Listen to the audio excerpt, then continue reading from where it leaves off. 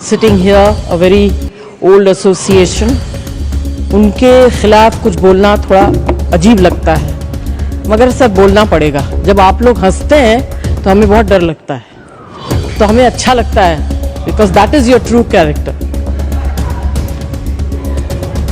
तो आपको डिविनिटी से एक इंडिकेशन आ रहा है, और इंडिकेशन है कि सफाई करिए, हवा आने दीजिए, free air, clean air, water will get cleaned on its own.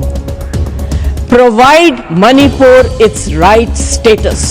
Do not control them from here. If you allow them, they are responsible people who live in that city, in that state, they will clean. आपको इतनी तकलीफ करने की जरूरत नहीं है। Election करवाइए, वहां सरकार बनवाइए, वो पानी का वो जो पानी साफ है उसको करेंगे। आपके पास इतने सारे स्टेट्स आप लोगों ने कंट्रोल कर रखा है, पहले वहां सफाई करवाइए, उसके बाद इसको करिए। मैं आपको बहुत बहुत what is the right word to say is I hope and I wish you all success in cleaning the environment of the country, whether it be water or air. Thank you. वर्तमान UPA सरकार का दौर आता है और उस समय बहुत से लोगों को यह तथ्य ध्यान नहीं होगा। वैसे तो नेहरू परिवार और बच्चन परिवार के बीच में बहुत मधुर संबंध थे, और कभी कभी ज्यादा मिठास होने से डायबिटीज हो जाती है। तो वो दौर था 2006 में जया बच्चन जी की सदस्यता चली गई ऑफिस ऑफ प्रॉफिट के मुद्दे पे, क्योंकि उत्तर प्रदेश सरकार का एक पद था। अब सर यही आरोप लग गया, और सोनिया गांधी जी जो उस समय नेशनल एडवाइजरी काउंसिल की चेयरमैन थी, उन पर भी ऑफिस ऑफ प्रॉफिट का विषय लग गया, और इस कारण से उनकी सदस्यता भी चली गई। मगर सभापति महोदय जो आज संविधान की दुहाई देने की बात करते हैं, सोनिया जी जब तक चुनाव दोबारा गईं, लड़के आई, तब तक चुनाव में संशोधन करके ऑफिस ऑफ प्रॉफिट का नियम ही बदल दिया गया, ताकि पीएम ने सुपर पीएम की पदवी को सुरक्षित कर दिया।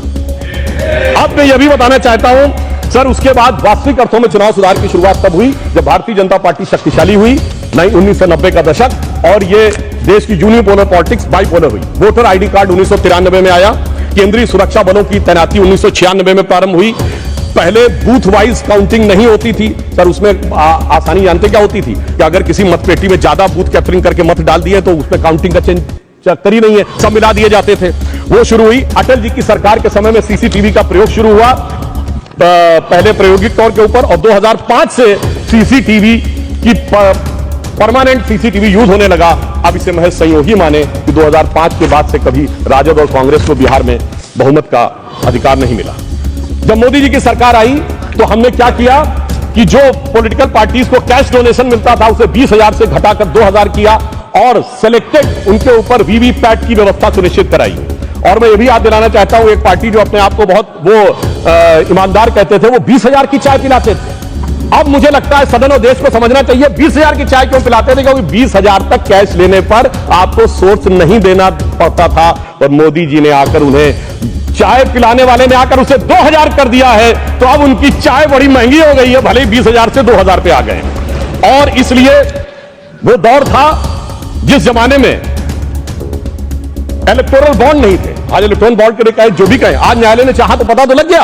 क्या 2014 से पहले जहाज नहीं उड़ते थे, खर्चे नहीं होते थे? आज न्यायालय चाहे भी तो उसको पता नहीं लगा सकता। कम से कम यह पारदर्शी व्यवस्था हमारी सरकार ने आके की।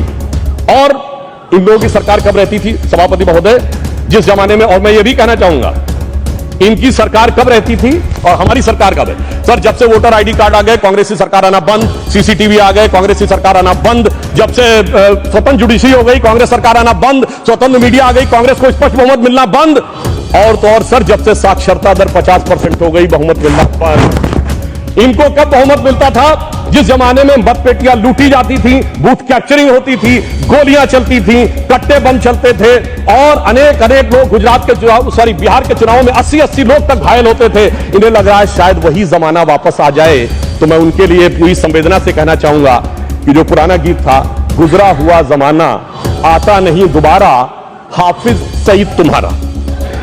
और अब मैं इसके बाद यह विषय कहना चाहूंगा कि जो इसके ऊपर आपत्ति की राजनीति की जाती है, आज मतदाता सूची को लेकर कांग्रेस आपत्ति कर रही है। मैं याद दिलाना चाहता हूं 18 दिसंबर 1950 को डॉक्टर बाबा साहब अंबेडकर ने कहा कि जो इलेक्टोरल रोल्स हैं उनका हर 6 महीने में होना चाहिए रिवीजन, पर उनका कहना था व्यवहारिक दृष्टि से मुश्किल है तो 1 साल या 2 साल में कर दिया जाए। मगर सभापति महोदय ये 20 साल में भी करने को तैयार नहीं है और उसके बाद ये आरोप लगा रहे हैं। तो मैं इनसे पूछना चाहता हूं, अभी हमारे सम्मानित सदस्य कह रहे थे कि 45 दिन के बाद वो नहीं करते, उसका जवाब गृह मंत्री जी वहां पर दे चुके हैं। उन्होंने साफ साफ कहा 1991 में जो चेंजेस किए थे नरसिम्हा राव सरकार में, उसमें कोई भी एविडेंस, कोई भी पिटीशन 45 दिन तक ही हो सकती है। परंतु मैं पूछना चाहता हूं महोदय, बिहार के तो 45 दिन हुए, आज 45वां दिन है, जो नहीं अभी तक सीसीटीवी के लिए एप्लीकेशन दी है।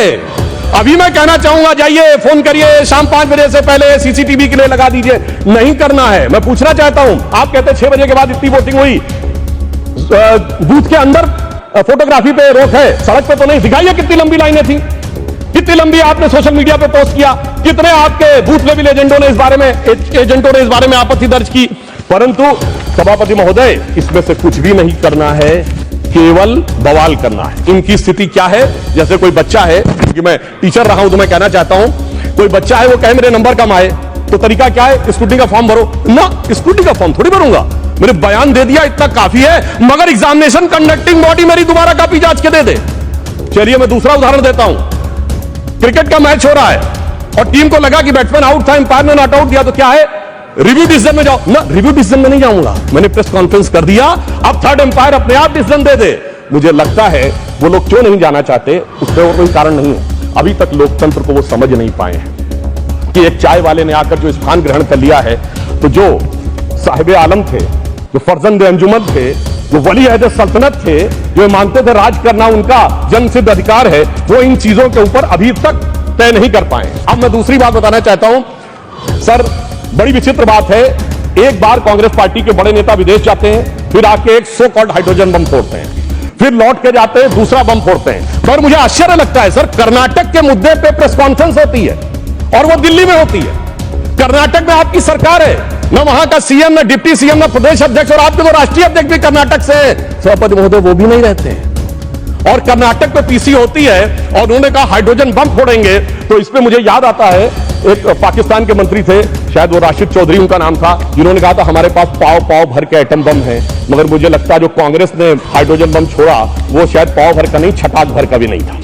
और वैसे मैं ये भी बता देना चाहता हूं, आप जब सरकार में थे तब भी बम नहीं छोड़ पाए थे। 1974 का परमाणु विस्फोट बम के लिए नहीं हुआ था, सरकार का ऑफिशियल बयान था कि ये केवल शांतिपूर्ण कार्यों के लिए हुआ है। ऑन द कॉन्ट्रेरी 11 और 13 मई 1998 को अटल जी की सरकार ने जब किया तो भारत ने कहा था we are the nuclear state. तो हाइड्रोजन बम सरकार में भी हम ही ने बनाया था, और आप न विपक्ष में कर पा रहे हैं, न सत्ता पक्ष में रह के कर पा रहे हैं।